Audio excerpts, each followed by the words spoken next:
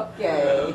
Welcome back. Welcome back. Welcome back to Conversations with Swami G on the 17th of July, the year 2012. And in our last conversation where we ended, suddenly, what part is the soul in all of this? Of our moving forward? What's the function of the soul? Well, the soul's function is memory track. It remembers past lives, what goes on in this life, and it's just a collection of memories. When you started thinking you were separate from God, and these memories add up, and that's the soul. The soul can also be seen as, the Hindus refer to it as a granthi, a knot.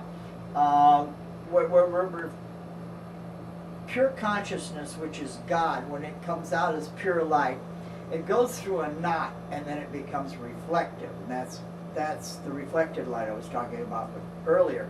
And that knot that takes place, that's what makes you think you're real. Separate from God, even though you're actually God. Actually, you create God and you're the basis for God. It's more correct. We create God. We create everything. It's all in your head. If you weren't there to see it, it would not be there. And the knot is the karma and all the... The knot is the malarkey that makes you think you're somebody. It makes me think I'm Judy Higdon. Yeah, and it makes you reject what you really are, which is purity, the divine ground. You can give it every name you want and they're all a lie.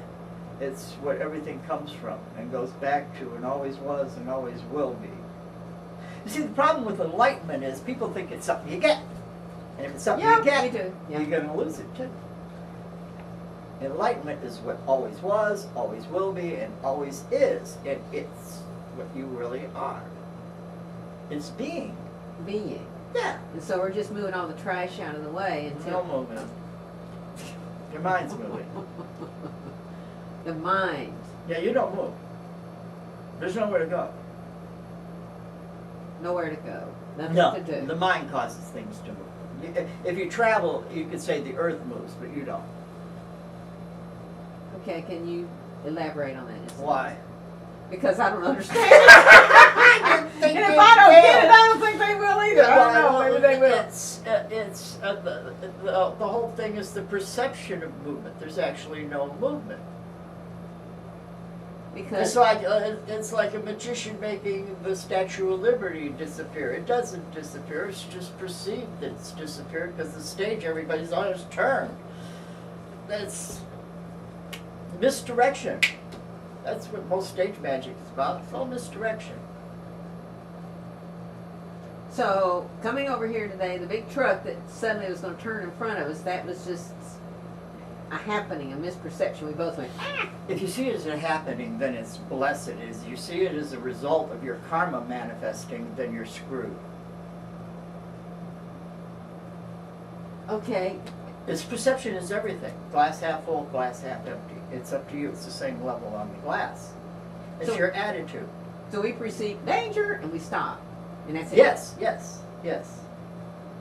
And that was all that was necessary in that act? Yeah. The God acted and you stepped on the brake and we didn't get run over by the truck. God acted? Yeah. Oh, so to speak. At that point, I'm God. What else does? You're the doer? I'm the doer. I'm the No, I'm asking you, are you the doer? Do you do what you do? Oh, God. There's no right answer to that question. The whole Gita is partially based on who is the doer. Are you the doer or is God the doer?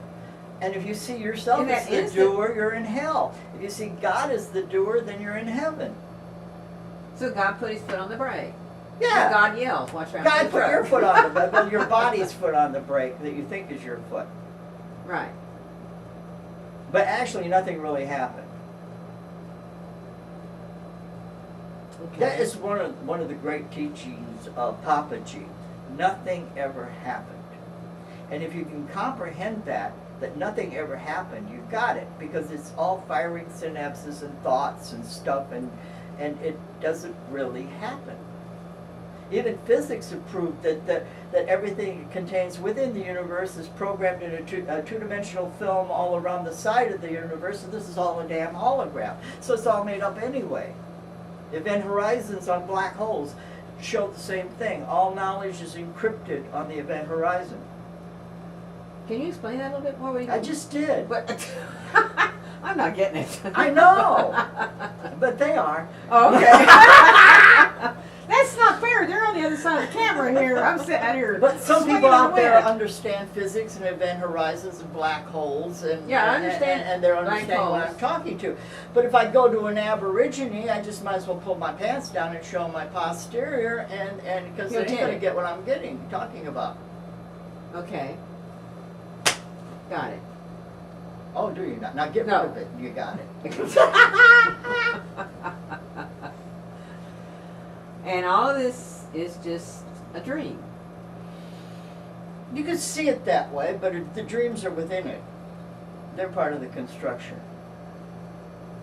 The dreams, the daydreams, all that's just The part of daydreams, the dreams when you're sleeping, and this could be called a dream also. hopes or dreams. This is the only difference from this and regular dreaming is it has a timeline. It has a timeline. Yeah, it's a timeline. How does it have a timeline? You ever hear of AD and BC? Yeah. Got it. Okay. Yeah. Year 1, year Yeah. 1492. Okay, Does that ring a bell? Okay, That's in the yeah, timeline. 1492. That's in the timeline. Okay, so we're just consciousness drifting through timelines. And No, don't go there. We're just consciousness. We're just You're the conscious- one that's drifting through the timeline. I'm trying to tell you not to. Really? Yeah, I'm just trying to tell you to be. Just be. Don't be this, that, anything. Just be. Being's the key. Being's the key. Each Yeah. second. Being's the key. Yeah. Just be. Don't be Judy. Okay. Don't be a female. Just be. Just be. Nothing can get to you. You're unapproachable. You're unassailable. Can't be touched. Wow. You shield yourself from all the nonsense. You shield yourself from all You the shield the nonsense. self. What we really are. We all are one. We're not many. It's just one consciousness. It plays out in many ways. Many, You many. can see it in nature all the time. We watched a program the other night. Oh. Where you figured out how you can't grow Brazil nuts.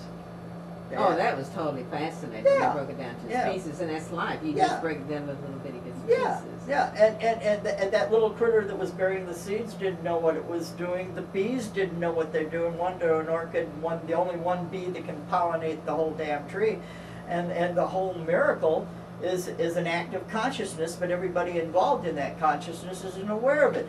The elephant eats the fruit, takes it, walks 2 miles, defecates where the fruit can grow in peace and not be bothered by the pests from the mother plant. The elephant doesn't know it's doing that. But consciousness that put this whole damn thing in motion knows what's going on. And it followed a pattern. I mean, Yeah, and that's what we everything call was- God. the pattern is God. Yeah, plays out well. Has planets going around stars and all sorts of good goofy things. And galaxies colliding and joining and synapses firing and rabbits eaten by hawks. And it's just weird. And it's all just God's little plan, the layout of it. Oh, you don't give God a plan. We'll give God a plan. God does not have a plan. God doesn't need to do anything. Don't give a purpose to God. Okay. God just plays. God just plays. Yes, there's a saying, the Lord will play with you till your bones stick out. Get over it. Okay, the Lord will play with you till your bones stick out. Get Yeah. over it. Okay. Yeah. It's just a pattern. We're just like the tree. Yes. In order for that tree to go, it's got to go through all these complicated patterns, and no part of the pattern knows its function with any other part of the pattern. No, they're totally oblivious. They think they're real. And they're all interconnected and all one, but they don't know it. So, like you and I, not for sake of, we're here doing this because this is part of a pattern to. Are we here doing anything? Oh. You may be. It's just happening. Yeah, got it. Duh. Thank you, John. Thank you. I appreciate that. It's just happening. It's something you gave yourself. It's something you give yourself. Yes. It's not somebody gives it to you. It's something you give yourself. Yes. So there's really nothing to ever worry about. No, it's like finding a plum at the bottom of a tree. You either eat it or leave it to the bugs. It's, you know. It's just happening. Yeah. Whether I eat it or not is a total moot point. If I'm hungry, I eat it. If I'm not, I leave it for the bugs. Yeah, you could be a pig and you could eat it too, you know. You don't have to be hungry. Most people aren't hungry when they eat. It's usually neuroses. What? Neuroses. You know, Eating. compensate for broken heart. I'm going to have Fudge Sunday. Eating is neurosis. No, it's caused by. Caused by. Let's don't go there. Okay, we won't go there. Anyway. It's time. Thank you very much. Join us in a few moments and we'll see what else we can cook up for you. Thank you. Bye.